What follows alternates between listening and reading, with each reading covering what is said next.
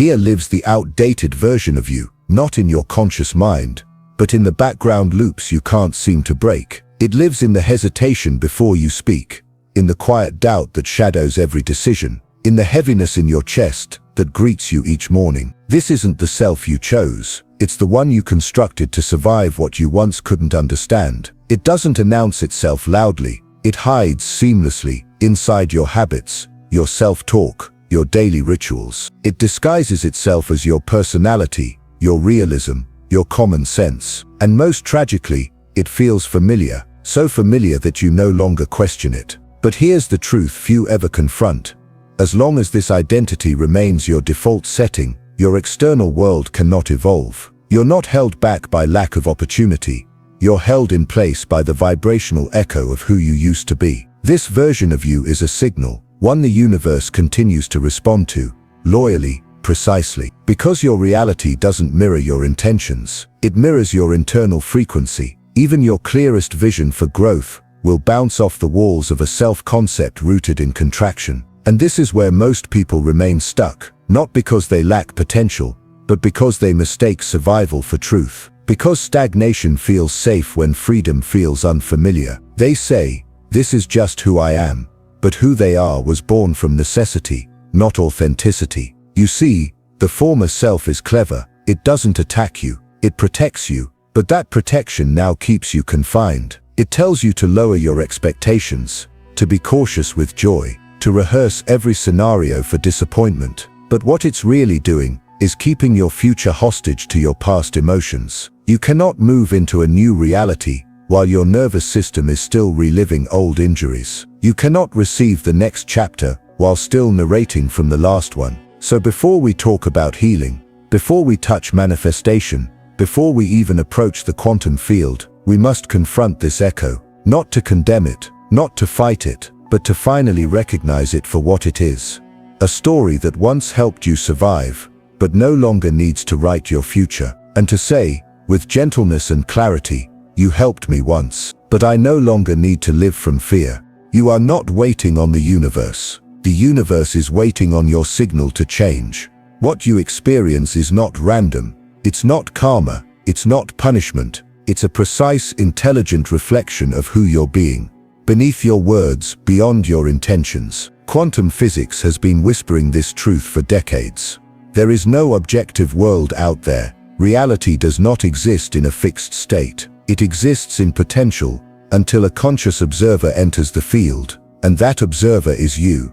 But here's the part they never emphasize. You are not just observing reality. You are collapsing possibilities into form based on the identity you're unconsciously projecting. Your perception, your frequency isn't passive, it's creative. Each moment it determines what out of the infinite actually materializes into your life. So when you say, I want peace, I want abundance, I want deep connection, the universe doesn't respond to the words. It listens to the signal behind them, and that signal comes from identity. Identity isn't what you tell people. It's not your job title or zodiac sign. It's the energetic imprint you carry, the felt sense of who you believe you are, and what you believe is possible for someone like you. If that belief is still shaped by old wounds, if it's still attached to the self that had to lower expectations to avoid disappointment, then no matter how inspired your vision board is, your frequency will always speak louder. This is not your fault, it's physics. Because in the quantum world you are both the signal and the receiver. You don't simply think thoughts, you emit them electrically, magnetically, biologically, and your environment responds accordingly. So what happens when the identity remains unchanged, but you try to create a new reality? You stay in conflict. Your conscious mind says let's move forward, but your subconscious says we're not safe there. And the field, it mirrors the dominant one. Always. This is why most people find change so difficult. Not because they lack knowledge, but because they haven't updated the self they're living from. And the longer you observe your life through the lens of who you were, the more the quantum field reinforces that past. Not out of cruelty, out of coherence. The field is consistent, not cruel. It simply harmonizes with the identity you embody most consistently. But here's the turning point. The observer effect tells us that the moment you begin witnessing your patterns without identifying with them, you interrupt the cycle. You shift out of the identity that kept you locked in repetition, and you begin collapsing new potentials into form. When you observe your fear without becoming it, when you feel unworthiness and still choose to show up, you step into the quantum gap, the space between stimulus and response, the space where new reality takes shape. You're no longer just living the past, you're selecting a different version of now, because the most powerful choice you can ever make is not what you want but who you are while wanting it. That's the real signal. That's what bends reality. You open your eyes, but your body has already made a decision. Before you think, it remembers. Before you speak, it reacts. Before you move, it repeats. This is not presence. This is rehearsal, and the play it's performing. Yesterday, you see, your identity is not just a mental story, it's a physical signature. It lives in the breath you forget to take, the tension in your jaw when no one is watching, the way your shoulders curl in slightly, as if bracing for impact that isn't coming. You don't just carry your past, you embody it, not because you're broken, but because your nervous system is loyal to the feelings, responses, and postures that once kept you safe. The science is sobering. By the age of 35, 95% of who you are is habitual, a memorized set of thoughts, behaviors, emotional reactions, etched into your biology through repetition. This means you don't wake up into a new day. You wake up into an old identity. The same patterns, firing the same chemicals, triggering the same responses, until change feels impossible, and sameness starts to feel like safety. So even when your conscious mind says, I want to grow, your body says, we've already decided who we are today. And unless that cycle is interrupted, you don't respond to the present, you recycle the past. This is why you can learn everything about transformation, yet still feel paralyzed. It's not about knowledge, it's about neurology. Your body doesn't speak the language of vision boards. It speaks the language of chemical familiarity. And if you've spent years anchored in guilt, in scarcity, in self-doubt, then even hope can feel like a threat. Because unfamiliar doesn't always feel like freedom. Sometimes it just feels unsafe. And so you find yourself drawn back to the emotions you promised to outgrow. Not because they're comfortable, but because they're known. The body becomes addicted to these feelings, craving the chemical cocktail of your former self, until you confuse emotional habit with emotional truth. But here's what changes everything. The moment you become aware that this isn't who you truly are, but who your nervous system believes is safe, you open a portal. Because if the body learned to be this way, it can unlearn. If the self was constructed, it can be reconstructed, not with force, but with presence. Every time you observe the impulse without acting on it, you teach your system that a new pattern is available. Every time you breathe instead of brace, relax instead of retreat, you soften the grip of the old identity. And over time, these moments of interruption become something profound. Evidence that who you've been isn't who you're destined to remain. Because the real self isn't the one built by pain. It's the one remembered when pain is released. So the next time your body begins its automatic ritual, the posture, the thought loop, the emotional twitch, pause, breathe, and say, this is not me, this is memory. And in that moment, you've already shifted. You speak affirmations, you write intentions, you visualize the life you desire, peaceful, abundant, expansive. But deep beneath all of that, something more powerful is speaking on your behalf, your emotional frequency. You see, the universe doesn't respond to your statements. It responds to your state. It doesn't care what you want. It listens to what you are. And in the quantum field, what you are is an energetic signal being broadcast every second, through every feeling you consistently embody. Emotion is not a reaction, it's a vibration, a magnetic field that radiates from your body, measurable, trackable, deeply influential. Science confirms it. Your heart produces an electromagnetic field that extends several feet beyond your body. It communicates, not just biologically, but energetically. So when you live in a state of fear, self-doubt, resentment, even unconsciously, that frequency becomes your signature. It colors your choices, it filters your perceptions, it draws in the experiences that match.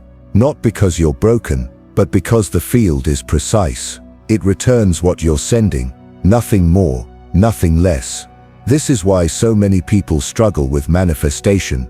They do the external steps, but their internal system is still calibrated to lack. They say, I am ready to receive, but deep down they feel undeserving, anxious or skeptical. So what does the field hear? It hears anxiety, it hears not enough, it hears the emotion, not the words. You can't declare abundance while emotionally rehearsing scarcity. You can't call in love while vibrating from fear of abandonment. It's not personal, it's electromagnetic alignment. So ask yourself, which emotions do I live in the most? Which ones have I practiced for so long that they feel like my personality? Is it frustration, guilt, control, or is it trust, ease, openness? Because whichever state dominates your system is sending out a message to the quantum field. This is me, this is what I know. Send me more of this. The emotional reality you inhabit becomes the energetic architecture of your life. But here's the good news. If emotion is the magnet, you can choose what you attract by choosing what you feel. Not fake feeling, not forced positivity, but practiced presence. You begin by generating emotions that belong to the future version of you, not in response to your environment, but as a declaration to it. You feel gratitude before the evidence arrives. You cultivate peace before the outcome is clear. You anchor joy not as a reward, but as a baseline. This is not delusion. This is vibrational authorship. You're not reacting to life, you're informing it. You've read the books, attended the workshops, written the affirmations, lit the candles, spoken your desires aloud beneath full moons, and yet nothing seems to shift. The life you envision still feels distant. The opportunities don't land. The love doesn't stay. The abundance arrives in trickles, then slips away. You begin to wonder, am I blocked? Is something wrong with me? Is this just not meant for me? But here's the truth no one talks about. Your intentions can be high frequency, while your identity remains low vibration, and the quantum field will always mirror the dominant signal. Most manifestation methods teach you how to ask, but they rarely teach you how to become. They say declare what you want, but they don't ask who is the version of you that naturally receives it. There's a silent assumption in so many practices that wanting it hard enough will somehow override the energy you live in. But wanting is a frequency, and often it's the frequency of lack, because embedded in wanting is the belief that it's not here. The universe doesn't respond to your desires, it responds to your alignment.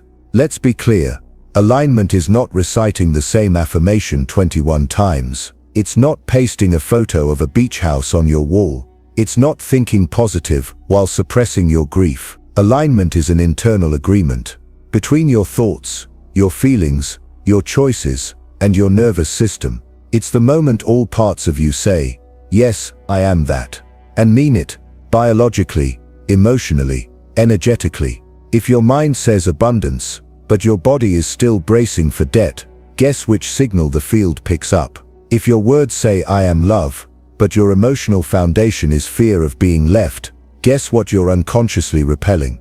The field doesn't read your surface, it reads your signal. This is why people can spend years manifesting and see only fragments, because they're trying to build a new life from the emotional blueprint of an old self. It's like transmitting jazz on a frequency calibrated to static.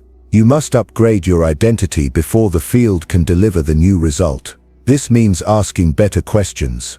Not what do I want, but what version of me naturally lives that reality? What emotions do they wake up in? What choices do they make, even when no one's watching?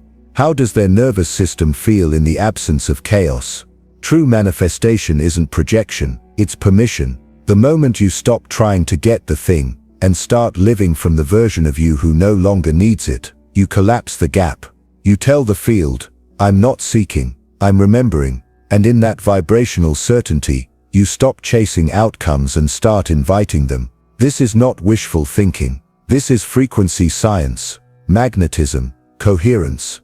The field isn't rejecting you. It's just too intelligent to be tricked by language when your energy says otherwise. So pause. Don't push harder. Tune deeper. Because once your identity matches your intentions, the field must follow. Not later.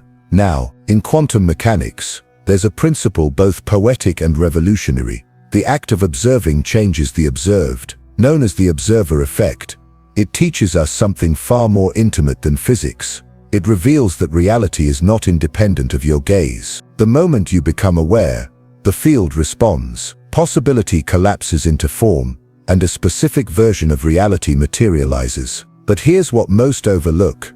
It's not just that you observe life. It's who you are while observing that shapes what unfolds. You are not a passive witness to your life. You are an active filter, a lens through which infinite outcomes are selected or dismissed. And that lens isn't made of glass. It's made of belief, expectation, self-concept, and identity. If you look through the eyes of lack, you will see lack. If you observe the world through a story of limitation, you will only notice the proof that confirms it. Not because the other possibilities don't exist, but because your vibration cannot access them. This is not metaphor, it is measurement. Studies show that observers influence atomic particles. In the same way, your consciousness, your emotional and energetic baseline, is influencing the trajectory of your life at every moment. You're not manifesting randomly. You're choosing timelines through frequency and attention. You think you're hoping for something new, but if you're still observing your world through the identity of the wounded self, you are reinforcing the very reality you wish to transcend. This is the paradox. You cannot shift your outer experience until you shift your inner observer. But once you do, once you detach from the old narrative and begin to watch life through the lens of your expanded self, everything starts to reorganize. Not because the external has changed yet, but because your relationship to it has. Neville Goddard said, "You are not manifesting, you are selecting, and who you are while selecting determines what becomes visible." The field is infinite. Your identity is the tuner. You don't pull the desired life toward you.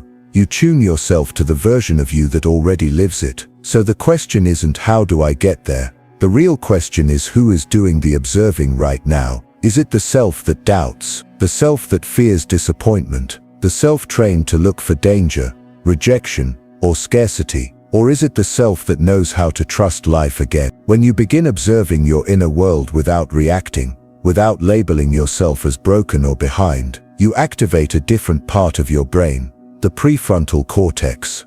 This shift moves you out of survival and into creation. Your biology stops running on fear and begins responding to intention. The moment you become the witness, rather than the character, the old programming begins to dissolve. This isn't about suppressing emotion or bypassing pain. It's about no longer letting those things decide your future. You can feel fear and still observe it with presence. You can notice doubt and not collapse into it. Each time you do, you're weakening the neural connections that held your old identity together and forming new ones in real time. You are not faking anything. You are repatterning reality. To witness is to reclaim power. To observe with love is to initiate transformation. This is why ancient traditions emphasized the watcher or the silent self. They knew long before science caught up that to observe without judgment is to liberate energy. The observer effect doesn't just explain the science of consciousness, it offers a key to living differently.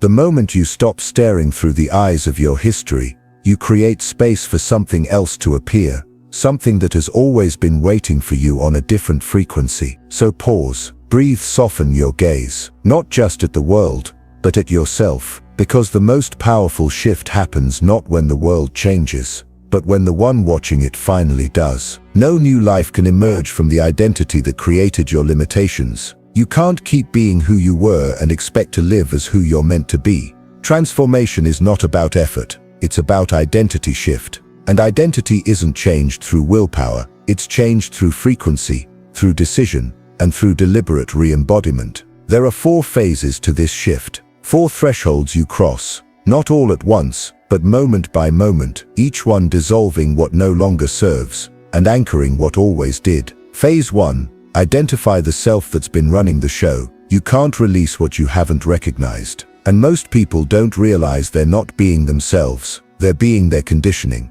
their trauma responses, their childhood defenses, their social programming. So pause, look at your patterns, not with judgment but with curiosity. Who do you become when you're stressed? What role do you default to when you're afraid? Are you the perfectionist, the people pleaser, the skeptic, the one who always expects the worst? Give it a name, give it shape, because once you witness the mask, you are no longer inside it. Phase 2. The ceremony of release transformation isn't always loud. Sometimes it begins with a silent moment of truth. I'm done carrying what was never mine. Visualize that outdated self, the version of you who was built to survive. Now imagine placing it down, gently, like a bag you've carried for far too long. You don't need to destroy it. You just need to stop wearing it. Speak it out loud if you need to.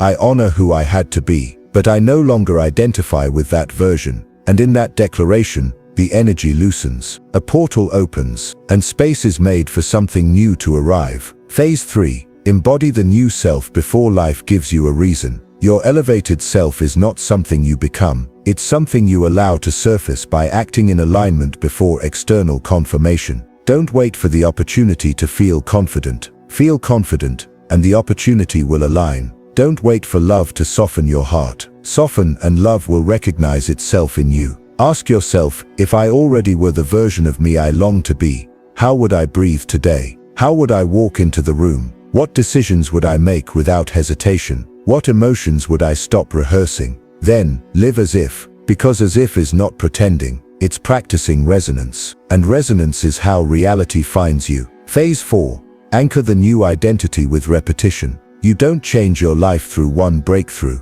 You change it through choosing again and again, until it's no longer a choice, but a state of being. Each morning becomes a chance to stabilize the signal, to wake up and ask, which version of me will meet the world today? And to choose consciously, lovingly, intentionally, even when you don't feel like it, especially when you don't, because that's when the shift takes root, not in comfort, but in consistency. The more you operate as the new self, the more your nervous system recalibrates. Your thoughts change, your posture shifts, the way people speak to you transforms, not because the world suddenly got better, but because you did. And now the world is responding to who you've decided to become. So remember, you are not faking a new self, you are remembering your original one, the version of you who was never broken, just buried beneath layers of survival. This is the work, this is the invitation, not to become someone else, but to remove everything you never truly were. There comes a moment in the journey where there is no more seeking, fixing, or waiting, only being. The old self has been seen, thanked, and released.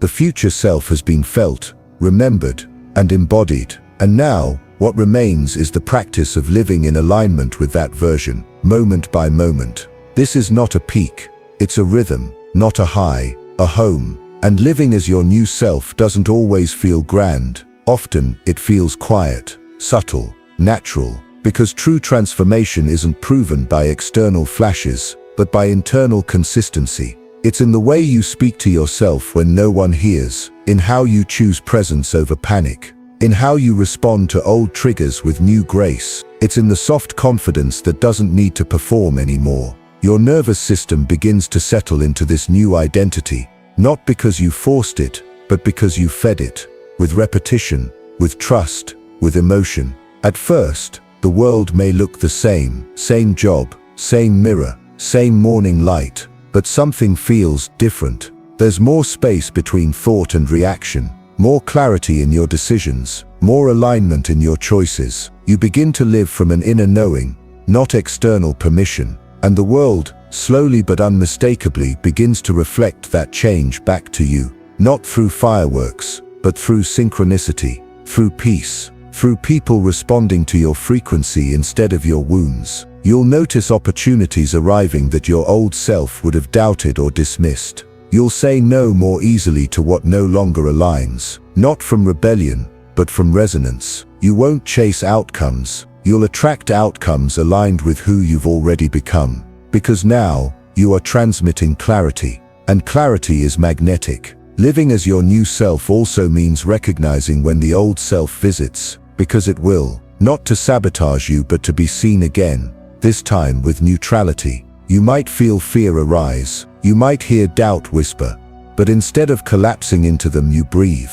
you pause, you remember this isn't regression, it's refinement. You've shifted from reacting automatically to responding intentionally, and that shift changes everything. This is why presence is the most advanced spiritual technology, not just because it feels peaceful, but because it is creative. Every present moment is a blank canvas, and now, you paint with a new brush, not dipped in old wounds but in chosen truth. So what does it really mean to live as your new self? It means your actions no longer seek approval. Your energy no longer carries explanation. You begin to walk into rooms without wondering if you're enough. You speak without calculating who you need to be. You rest without guilt. You receive without shrinking. And slowly people start saying, "You seem different." Not because you tried to impress, but because you stopped trying altogether. They feel your coherence, and coherence always speaks louder than performance. This is what the work leads to, not a destination, but a frequency you no longer have to visit, because it has become where you live. There will be days where the shift feels electric, when everything aligns, your words land, your energy is clean and synchronicity dances at your feet. And there will be other days where the old self tries to take the wheel again. Subtle, familiar, seductive. But here's the difference now, you see it. And that seeing alone is enough to stop the loop. You are no longer inside the pattern, you are the witness of it. And that means you have choice. Conscious, deliberate, embodied choice. This is the quiet miracle of integration, when you stop reaching for the next breakthrough and begin living from the one you already had. When remembering your wholeness becomes more natural than rehearsing your wounds. When you don't need to remind yourself who you are, because your life, your breath, your movement, your interactions already reflect it. This is when the work becomes devotion, not to an outcome, but to alignment, not to perfection, but to presence. You no longer need to chase the future. You are now carrying it in your frequency. From this space, action flows, not from pressure, but from clarity. Decisions aren't driven by fear of what you might lose, but by a deep inner compass pointing you toward what already belongs to you.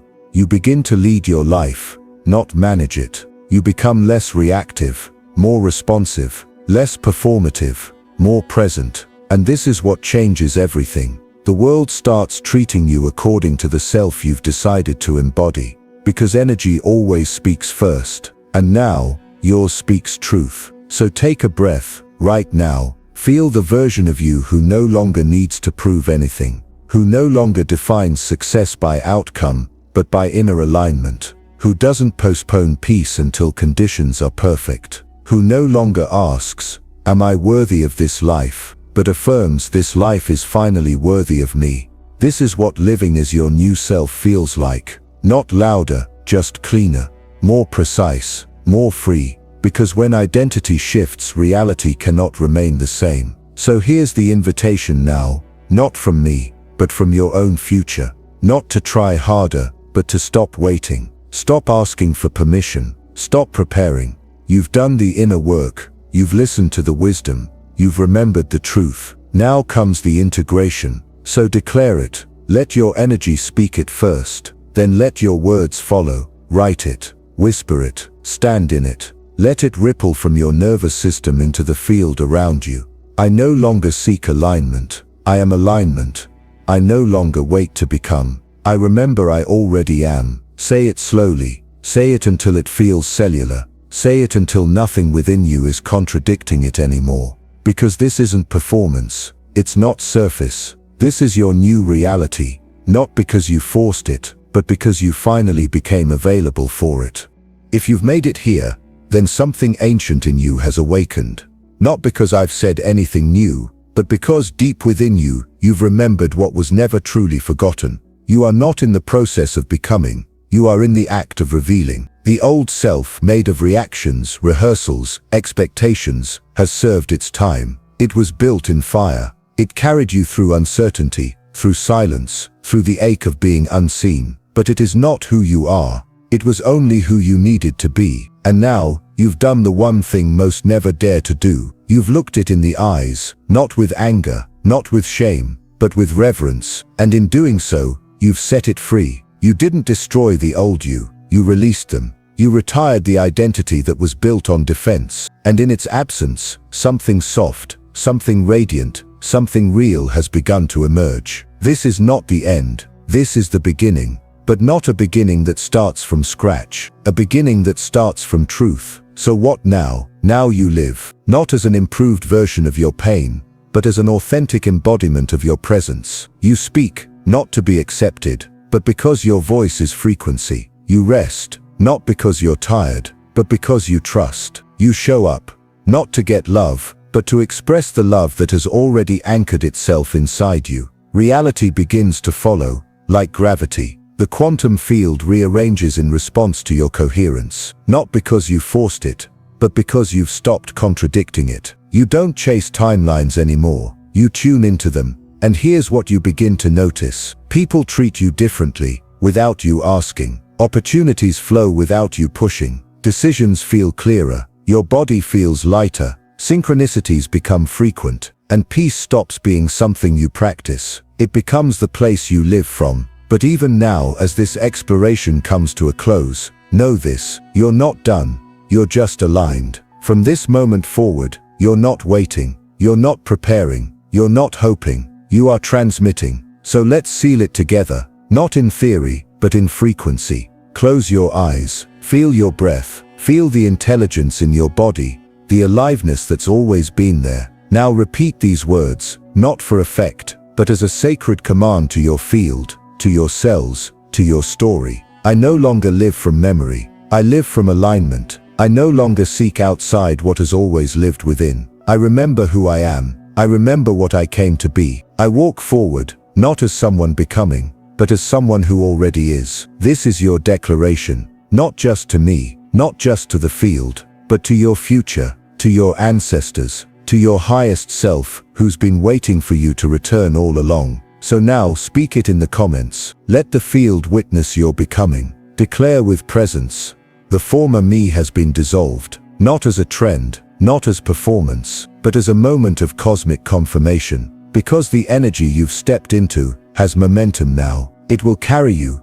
guide you, support you, as long as you stop stepping back into the story you've just outgrown. So when you close this tab, don't return to autopilot. Don't dilute the frequency. Instead, pause, inhale, and remember, reality is not responding to your effort, it's responding to your embodiment. You've chosen, you've remembered, you've returned. You are no longer who you were, you are already who you came here to be. And reality, it's listening, always has been. Reality is not responding to your effort, it's responding to your embodiment. You've chosen, you've remembered, you've returned. You are no longer who you were. You are already who you came here to be. And reality, it's listening, always has been. It's waiting to mirror the version of you who finally stopped negotiating their light. The one who doesn't shrink for safety, who doesn't apologize for vision, who doesn't postpone their truth until the world feels ready. Because here's the secret, the world doesn't shift first, you do. And then everything around you recalibrates, not because of magic,